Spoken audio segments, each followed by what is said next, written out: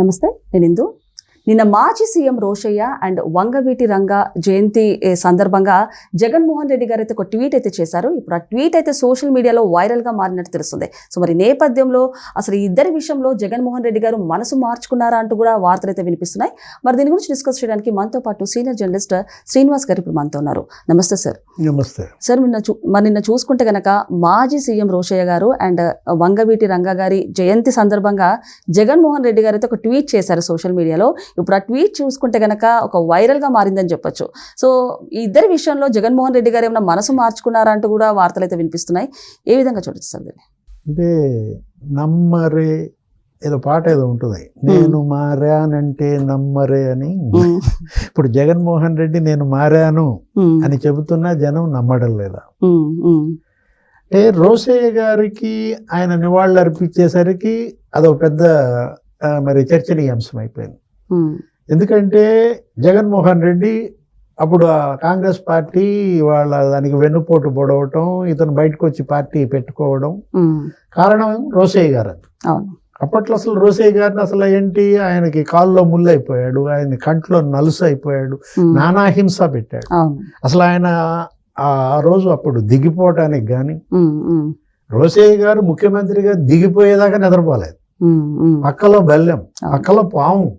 ఇది జగన్మోహన్ రెడ్డి అప్పుడు ఆ రోజు మనం చూసాం.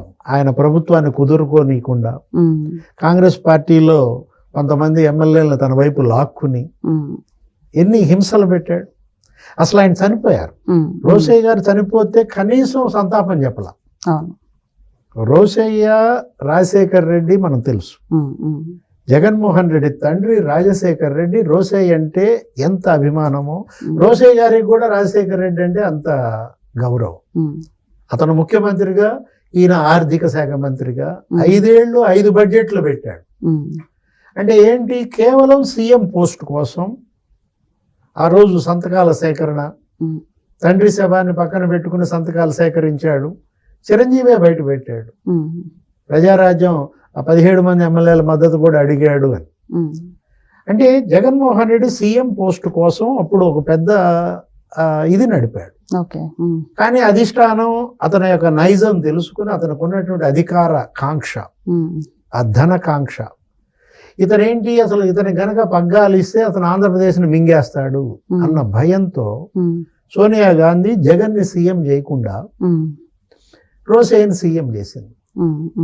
అంటే నన్ను సీఎం చేయకుండా రోషయ్య చేస్తారా అన్న కక్షతో రోషయ్యకు చుక్కలు చూపించాడు. అదే చెప్పాను కదా, ఆయన చనిపోతే సంతాపం చెప్పలేదంటే. అంటే ఇప్పుడు జగన్మోహన్ రెడ్డి ఎలాంటి వాడో అతని నిజ స్వరూపాన్ని ప్రజలకు చెప్పినాడు రోషయ్య. ఏదో ఛానల్ ఇంటర్వ్యూలో మాట్లాడుతూ విజయలక్ష్మి నాకు చెప్పుకుని ఏడిచింది, నువ్వన్నా చెప్పన్నా ఆయన కొడుకుని రానీయటలేదు, బెంగళూరు నుంచి రావద్దన్నాడు, నువ్వన్నా చెప్పు అని జగన్ తల్లి నాకు చెప్పుకుని బావురు మంది అని ఈయన చెప్పాడు. అంటే తండ్రికి కొడుక్కి మధ్య అప్పుడు జరిగిన యుద్ధం ఏది, తనని అడ్డం పెట్టుకుని కొడుకు దోచేయడం, ఈ క్విడ్ ప్రోకో, ఈ అవినీతి కుంభకోణాలు, ఈ అక్రమ వసూళ్లు, వీడి వల్ల నాకు చెడ్డ పేరు వస్తుంది, నువ్వు బెంగళూరు నుంచి రావద్దన్నాడు రాజశేఖర్ రెడ్డి. అది విజయలక్ష్మి పాపం మరి కన్న ప్రేమ. ఏది, కొడుకు బెంగళూరులోనే ఉంటున్నాడు, రానివ్వట్లేదు ఈయన అని రోషయ్యకి చెప్పుకుని వాపోయిందని అప్పట్లో మనం ఒక ఛానల్లోనే చెప్పారు. అంటే జగన్మోహన్ రెడ్డి రోషయ్యని ఎంత కక్ష కట్టాడంటే కనీసం దండై సరగడు. ఆయన చనిపోయినాక సంతాపం చెప్పలేదు. ఒక ట్వీట్ అప్పుడు చేయొచ్చు కదా. అంటే నువ్వు ఒక పార్టీ అధ్యక్షుడు, అతను సుదీర్ఘ రాజకీయం నడిపినటువంటి కాకలు తీరిన యోధుడు ఎవరు, రోషయ్య. అంటే అదే అతనికి ఆ కులం మీద కూడా కక్ష. వైశ్య కులానికి ప్రతినిధి రోషయ్య అని చెప్పి ఈయన అసలు వైశ్యులందరినీ కూడా ఇలా బెదిరించటము, లేకపోతే వాళ్ళ ఆస్తుల కబ్జా, అప్పట్లో వాళ్ళ పైన జరిగిన దమనకాండ. సరే, రోషయ్య గారి అది స్టోరీ. ఇప్పుడు ఇవాళ ఏం చేశాడు, ఆయన జయంతి అక్కడ తెలంగాణలో రేవంత్ రెడ్డి మరి విగ్రహాన్ని పెట్టాడు. ఆయనేమో వేమూరు, తెనాలి దగ్గర, ఏది రోసయ్య గారిది గుంటూరు జిల్లా. మరి తెలంగాణలో ఆ గొప్ప నాయకుడి విగ్రహం పెట్టారంటే హైదరాబాద్లో, అంటే ముఖ్యమంత్రిగా ఉమ్మడి రాష్ట్రానికి పనిచేశారు. ఇప్పుడు ఆయన ఒక వర్గానికి ప్రతినిధి కాదు, ఎంతో మంది ముఖ్యమంత్రుల దగ్గర పనిచేశాడు. చెన్నారెడ్డి దగ్గర పనిచేశాడు, జనార్దన్ రెడ్డి. మరి ఆయన అసలు తెలుగుదేశం పార్టీని డి అంటే డి అనేవాడు. ఏది చంద్రబాబు, ఎన్టీ రామారావు, వీళ్ళందరికీ మరి కాంగ్రెస్ తరపున ఒక దిగ్గజ నాయకుడిగా రోసయ్య. కేవీపీ రామచంద్రరావు వచ్చాడు, అందరు వచ్చారు నిన్న విగ్రహావిష్కరణకి. అంటే రేవంత్ రెడ్డి ఏమో రోసయ్య విగ్రహాన్ని ఆవిష్కరిస్తాడా? జగన్మోహన్ రెడ్డి ఏమో రోసయ్య చనిపోతే కనీసం సంతాపం ఒక ట్వీట్ కూడా చెయ్యడా? ఇప్పుడు మళ్ళా ఓట్ల కోసం నమ్మరే, నేను మారానంటే నమ్మరే అంటున్నాడా? అంటే జగన్మోహన్ రెడ్డిని ఇవాళ అతను నిజం చెప్పినా నమ్మే పరిస్థితి లేదన్నమాట. అంతగా క్రెడిబిలిటీ క్రైసిస్. సార్ మరి ఇప్పుడు చూసుకుంటే అంటే రోషయ్య గారిది పక్కన పెడితే ఇప్పుడు విజయమ్మ గారిది, అంటే for the first time after a long time Jaganmohan Reddy గారి నోట విజయమ్మ గారి మాట వినిపించినట్టు తెలుస్తుంది. అండ్ అలాగే షర్మిల గారు అండ్ భారతి గారు కూడా ఒక సీక్రెట్గా భేటీ అయ్యారంటూ కూడా వార్తలు అయితే వినిపిస్తున్నాయి.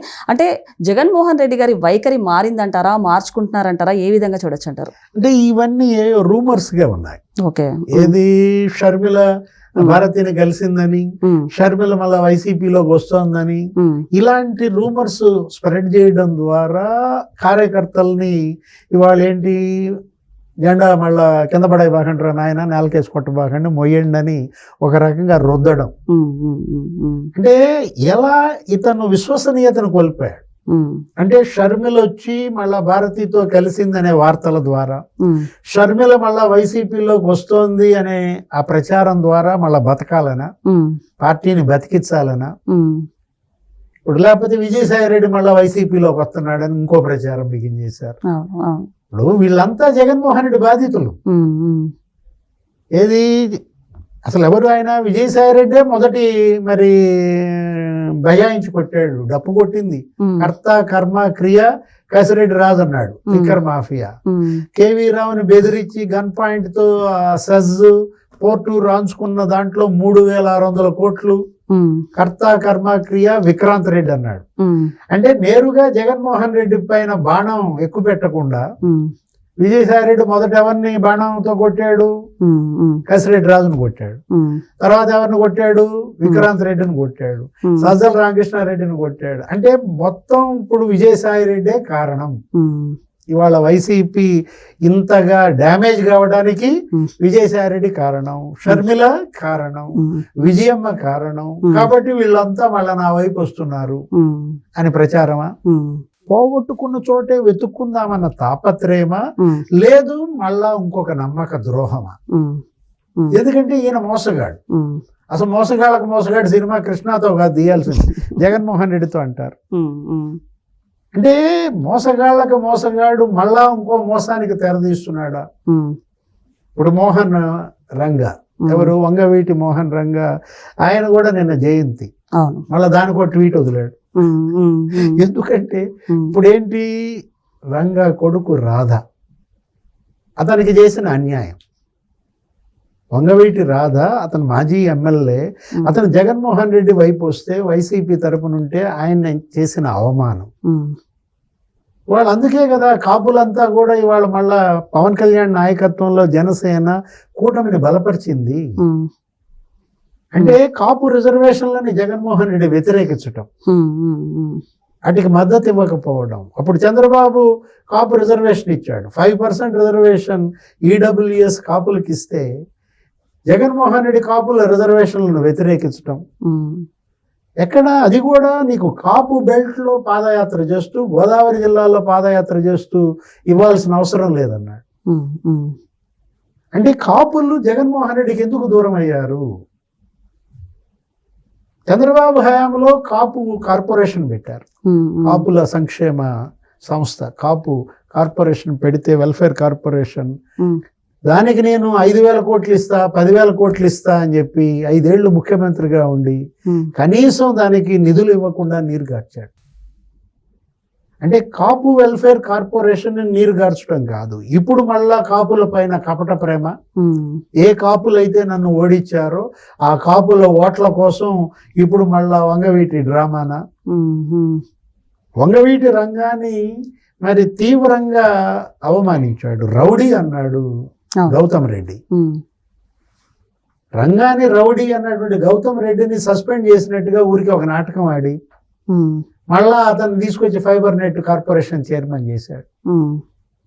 అంటే రంగాన్ని రౌడీ అన్నాడిని నువ్వు ఫైబర్ నెట్ కార్పొరేషన్ చైర్మన్ చేసి మినిస్టర్ హోదా ఇచ్చావే, నీకు రంగా మీద ప్రేమ, రాధా మీద ప్రేమ, కాపుల మీద నీ కపట ప్రేమ, ఇవాళ మళ్ళా కాపులు నిన్ను నమ్ముతారా? మనం చూసాం ముద్రగడ పద్మనాభం కుటుంబాన్ని ఎలా చేశారు. కాకలు తీరిన యోధుడు ఎవరు? ముద్రగడ పద్మనాభం. అలాంటి వాడిని ఇవాళ ఆయన కూడా చెప్పాడు, ఏమని, నేను ఇప్పుడు పద్మనాభం కాదు, నా పేరు మార్చుకున్న పద్మనాభ రెడ్డి అన్నాడు. ఆయన అసలు దానిపైన ఒక గెజిట్ కూడా తెచ్చుకున్నాడు. అంటే ఒక కాపు ఉద్యమం కోసం పనిచేసిన ఒక పోరాట యోధుడిని పద్మనాభ రెడ్డి అని పేరు మార్చుకునేలాగా చేశాడంటే జగన్మోహన్ రెడ్డి, కాపులంటే అతనికి ఉన్న హేళన, చులకన.